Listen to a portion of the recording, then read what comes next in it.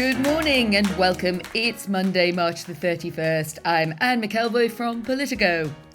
And my name is Sam Coates of Sky News. Welcome to a new week of Politics at Sam and the podcast that briefs you with everything you need to know about the day ahead in British politics in under 20 minutes. It's a new week. The good news is that spring has definitely sprung. Sunny skies, mid-teen temperatures all week. Do you want the bad news? I don't think it matters whether I say yes or not to that one, does it? Pretty much every interview. But I like your cheery start to the week, Sam.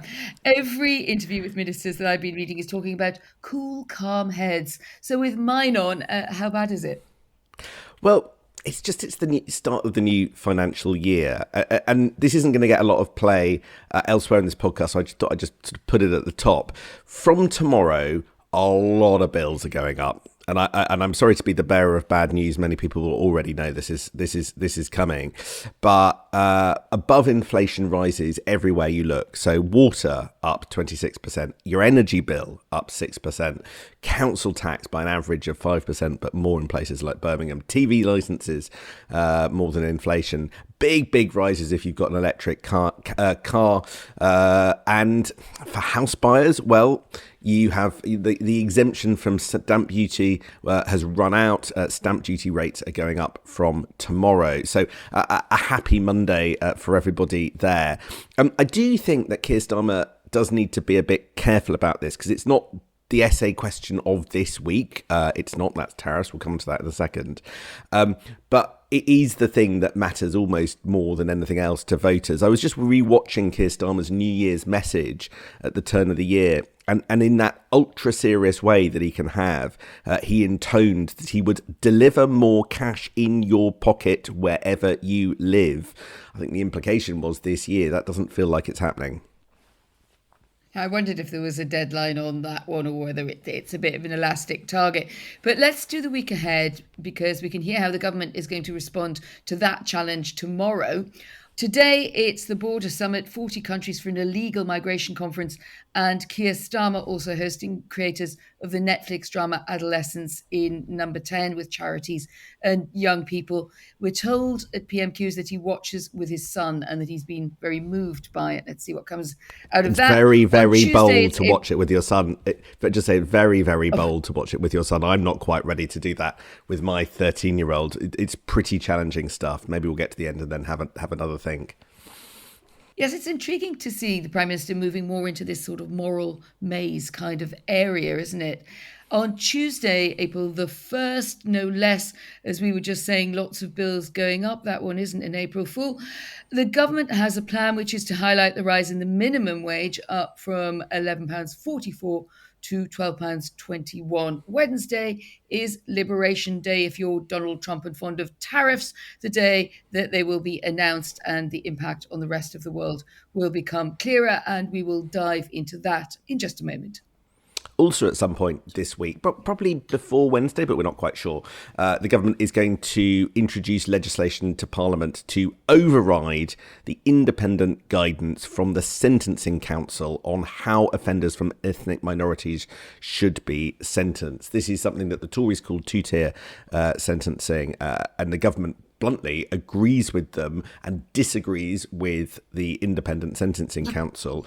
There have been lots of requests from the Justice Secretary, Shabana Mahmood, to reconsider their new instructions for judges, but the Sentencing Council has refused. They're due to come in tomorrow and the government is going to take action and introduce legislation. But it's primary legislation, and that means it requires huge amounts of parliamentary time to come in, authorisation of both Houses of Commons and the House of Lords, and that means it's going to take a long time to overturn. So this new set of instructions is coming in whether anyone likes it or not, and frankly, on the political spectrum, they really don't, and it's going to be a while before it's overturned. Wednesday is also Prime Minister's Questions. It's the last one before the Easter recess because it's Parliament's last full week. They all rise for recess a week on Tuesday, as does this podcast after that. Bridget Phillipson, the Education Secretary, is doing something on school-based nurseries, and then on Thursday, Anne, is Labour's local election launch. Health is the theme. after the slightly narrow one by the Tories and the incredible one by Nigel Farage on Friday night for Reform. Really visually spectacular, even if, as my colleague Sarina Barker-Singh pointed out, not every seat in the Birmingham Arena was filled by a long way. Let's see what the Labour Party do. It seems like all the main parties are downplaying expectations. Anyway, I think all of those things, there's a long list of things in the week ahead, but all of those things will struggle to fight through what Number 10 call is the noise of the debate around tariffs. Because, as you say, Donald Trump will make clear on Wednesday, on Liberation Day, exactly the nature of the tariffs. And it's fair to say, Anne, nobody knows what's going on. I'm very struck reading even some of the coverage overnight from American publications. There are stark quotes saying, we don't know the form, we don't know the application, we don't know whether it's uniform, we don't know how people will apply for exemptions or mitigations. We don't know what's happening next. So do you want to just start with what we do know, probably beginning with that call last night? Yes, well, as we get towards Liberation Day, and that doesn't sound very liberating for the UK car industry, the threat there of being caught up in those 25% tariffs from the midweek. We've had very punchy interviews from Donald Trump in the US saying he doesn't really care much about the implications of that. And yet, the Starmer-Trump relationship still appears to be functioning. The Prime Minister made his case to the President in a 20-minute call about tariffs, about a broader bilateral economic agreement, the big, beautiful trade deal, so-called, and, of course, over Ukraine. And it's noticeable that Downing Street, Sam, is still sticking to very positive language. There's a lot of talk about productive negotiations between the respective teams, the idea of an economic prosperity deal. That's language that the Trump side like very much because it sounds upbeat and it's not Europeans, frankly, whinging about tariffs, which he doesn't like very much, and talking about continuing at pace this week. So it does sound as if the tariffs on cars will likely come on, but that what Downing Street wants us to know is that the deals, the negotiations, the talks will continue. And if we can't get somewhere on that, well, maybe there is still room for other deals in financial services or something else. At the same time, the right to retaliate is being quietly invoked. It's not something I think they want to bang a huge drum about, but neither, if you're the UK government, do you want to be seen to have nothing up your sleeve. So I'm wondering whether we are speaking softly and carrying a big stick, or is it rather the other way around? What do you reckon? Well, it does seem a bit weird, doesn't it, that Keir Starmer speaks to Donald Trump about the number one UK-US economic priority.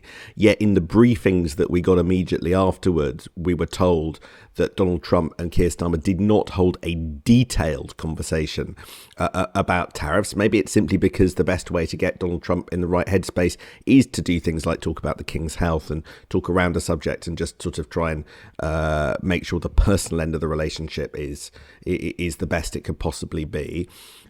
Donald Trump overnight saying that he plans to start with his reciprocal tariffs with all countries, right? So it seems like British officials who downplay expectations of something good coming are right.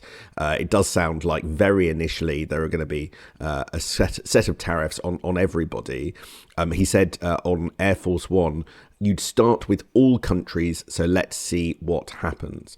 So, to rewind, Johnny Reynolds, the business secretary, has been trying to negotiate with his US counterparts carve-outs and reductions in these tariffs that could knock an entire percentage point of GDP of UK growth if they go ahead. That's what the Office of Budget Responsibility said last week.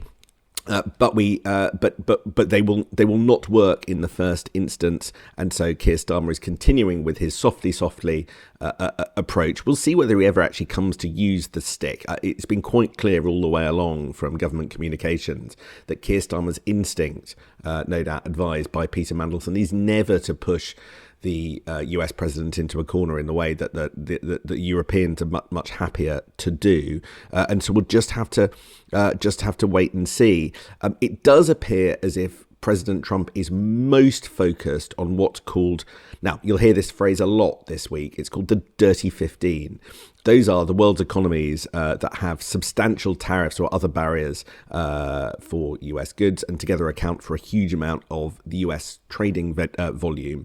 Now, there have been all sorts of attempts to. The US hasn't said who's in the Dirty 15, but it is China, Mexico, Vietnam, if you just do the calculations, Taiwan, Japan, and the EU. So those are the sorts of countries I think that are most in the firing line. So the best case scenario is that we get it for a bit, but then we're able to conclude this deal, perhaps offering up the digital services tax, the £1 billion a year tax largely on US tech giants, and offer a few other things to Donald Trump alongside the state visit that, of course, Keir Starmer handed him in an envelope when he visited the White House a few weeks ago. And all of that will amount to a package.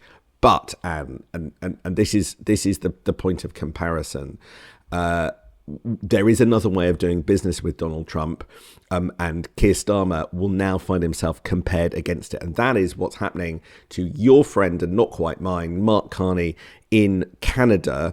Now, Mark Carney couldn't have been more robust and aggressive towards the US president since becoming prime minister. He's made clear that he's effectively ended the US-Canada relationship and has, declined to take his call at points.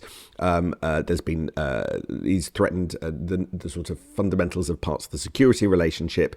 And lo and behold, over the weekend, now, following a conversation where Mark Carney says for the first time Donald Trump respected Canada's sovereignty, he is briefing people that he is expecting a smaller hit from Trump's global tariffs after that confrontation. So the message from Canada might end up being, by the end of the week, and we'll have to see, that being tough on Donald Trump works and he backs down, or the message in dealing with Donald Trump might be Keir Starmer's softly approach, the one that the UK Prime Minister and actually the Australian Prime Minister seem to be pioneering, is the more effective. We are in the middle of a Petri dish experiment in global diplomacy with the new guy in the White House. Will one approach be right? Will both approaches be right? Or will neither work? That's what's at stake this week. We're also not Canada. Just a small point to on that one. I think that there is. You're absolutely right. We will know a lot more about how to handle Donald Trump across the Western world when we've been through this next week and what follows.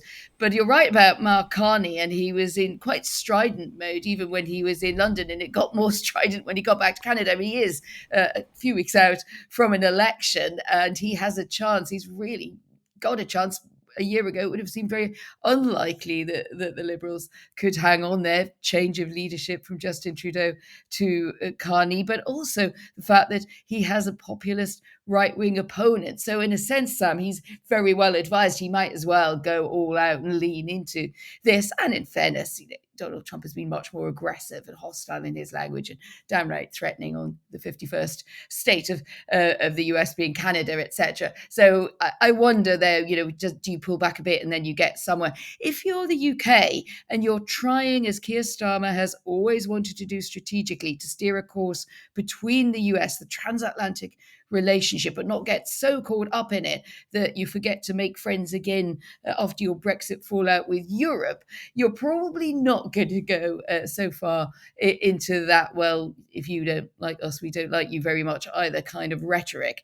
And I think that is his default. In fairness to Starmer, who's often seen as not having a particularly settled worldview, I think he has something of a tone that he likes that is very different from Mark Carney. At the same time, I do think they're a bit worried perhaps of that briefing, and Jonathan Reynolds, you mentioned there, being ready to do the shuttle diplomacy at the same time saying, well, we're not ruling out being retaliatory, but it would be if we had to. I don't particularly see that line from the UK changing. No, and just the introduction of the possibility of retaliatory tariffs could be seen in response to the way that so many other countries in the world are dealing with Donald Trump. But we're just going to have to wait and see. This will be the biggest story this week, the biggest story arguably for the UK economy this year because of the potential impact on it. Since we last talked, Anne, there has been a huge amount about Ukraine that has been said by all the parties in this other enormous story involving the US president. At one point on Friday morning, it looked really quite bleak for the Ukrainians as Donald Trump's team seemed to suggest that ceding parts of territory was all but inevitable. But over the weekend and overnight yesterday, it appears that Donald Trump has decided to take a much more aggressive tone with Vladimir Putin. He's now threatening secondary tariffs on buyers of Russian oil if Putin refuses a ceasefire with Ukraine, adding that he didn't think that the Russian president would go back on his word, but said he was very pissed off with Putin and very angry for questioning the legitimacy of Volodymyr Zelensky, which, by the way, is something that his own envoy in this peace process had done, but nevertheless, it's fine for his team to do it. It's not fine for others to do it. All of this, and those remarks, by the way, were also on Air Force One, proving that is one of the most important briefing places on the planet. He said that he was just how disappointed he's been with Putin's refusal to sign up to the kind of 30-day ceasefire that Ukraine has signed. So that story continues to go through oscillations, but the increase in intensity suggests that we're coming to some kind of head. Oscillations. That is a very good way to describe the way that this peace deal is coming together or not coming together, or partly so. It really has been quite a weekend of changeable messaging, to put it politely. Interesting, I think, that Finland's president, Alexander Stubb, is playing such a role here, Sam. He had a long time, as we know, like Donald Trump tends to give foreign leaders who are outside the very, very tight group at the heart of this, Saudi, Russia and Ukraine, don't tend to get a lot of time.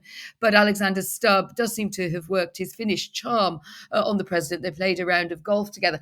And I actually met him at the Munich Security Conference, and he has a very nice, quirky, direct turn of phrase, even when he's talking about serious things, which obviously, if you're the big neighbour to Russia there in the north with that Finnish border, you have many reasons to be concerned about the outcomes of this. And he is very direct in saying so.